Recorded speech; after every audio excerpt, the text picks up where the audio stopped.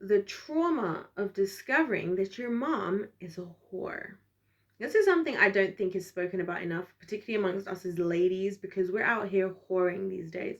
We're out here opening our legs. As long as you buy me a couple of drinks and make me feel good in the club, I'm gonna open my legs and I might even get pregnant. And so, one thing that we don't talk about enough, and by the way, if you guys enjoyed this video, don't forget to hit the subscribe button, is the effects on the children. And those of you on my channel know that the children are the group that I care about the most. More than men, more than women, I care about the children because they are at the mercy. They are at the result of what they grew up in. And I just have been thinking so much recently that how traumatizing it is both for men and women to actually grow up with women who are whores. Like, imagine you coming to age where you're starting to understand everything and realizing that your mum is an OnlyFans model, realizing that your mum is naked on Instagram, realizing that your mum got fired from her job because she was naked on the internet and her workplace found that out. Now, some of you might say those workplaces shouldn't be involved.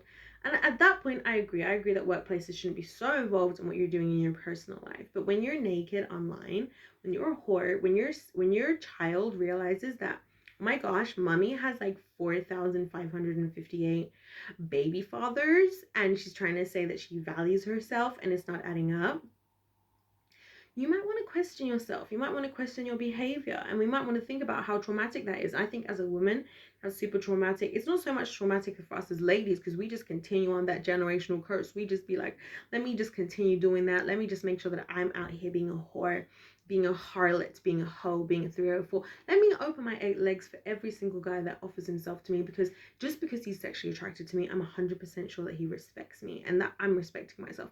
Just because people are liking my pictures on Instagram because I posed in a place where my butt looks extra peachy, extra cheeky, right? That means that all the guys watching love what I'm doing. They love me. They respect me to the highest level. They respect me as a wife, right? I'm so going to become a wife as a result of doing all that type of stuff. And you know what?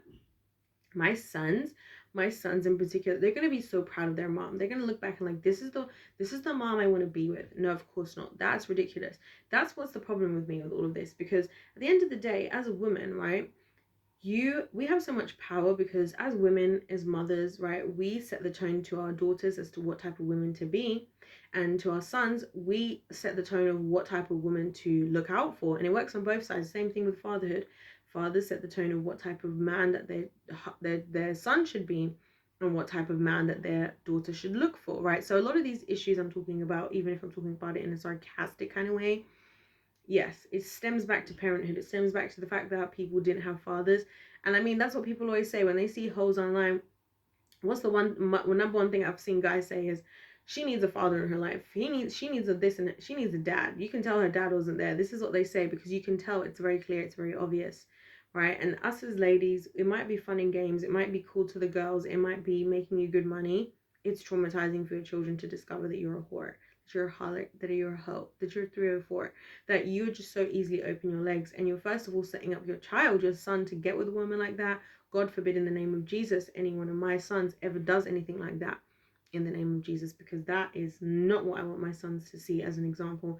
I want them to see a woman who is difficult to attain because she is rare. She's a rare diamond. I say this to you guys all the time. It's like this whole thing between dirt and diamond. What's the difference between dirt and diamond?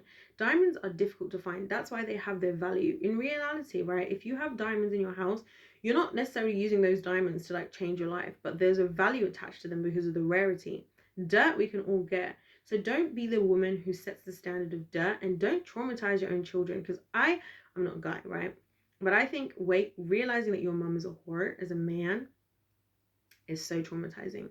It must be so traumatizing to see that, or even your sister, or even just the women around you. It must be super duper traumatizing, even if you're naturally more susceptible to promiscuity, which I think men are, because men are men. And I'm not going to say what I really want to say because I don't want to be disrespectful, and I love men in general, and I think God made them the way he made them for a reason, so that's why it's not important.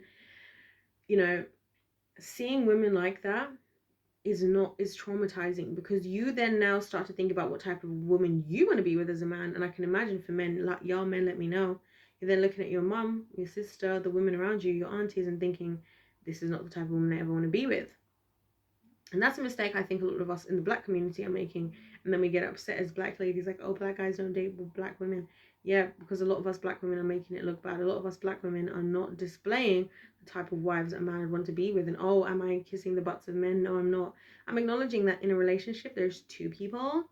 Both of them have needs, both of them have wants, and both deserve people to take those things seriously. That's what I'm saying.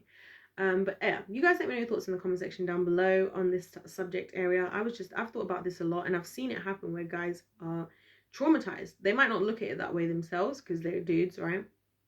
But traumatized by realizing that their mom is a harlot, realizing that their mom is the local bike because everybody be getting a ride and everybody be knowing what she got going on. And that is not something that a lot of guys, especially the good guys, the guys that we want, right? The guys who are, super dedicated as fathers, super dedicated as husbands, they don't want to be with women like that. And I get it, because what's the point in breaking your back every day, providing and protecting a family like that, when your wife is just out here? And even at work, you might accidentally bump into somebody you work with who's been with your wife as easily as anything. I get it where the males are coming from, and I'm not trying to shame the ladies.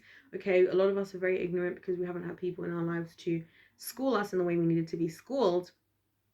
But as we get older, as we go forward, we have the opportunity to take in some wisdom and realize that sometimes what we think we want isn't what we want. And second of all, sometimes what we think we want is going to take us away from what we really want in the long term. And that's the trap I think a lot of modern day women are falling into, of thinking like, I'm just going to do this. And I mean, I've told you guys this before, that I have older women. I've had older women tell me, oh, you should like not be so serious in your 20s, you're taking it so seriously. And I'm like, yeah, but I'm realizing that a lot of you guys are 45, 55, 65 are single with children, and no guy wants to be with you. They're more incentivized to go with somebody. They're even more incentivized to go with somebody my age who doesn't really know where she's going, what she's doing, because at least she hasn't been with the whole shop. At least she's not so independent.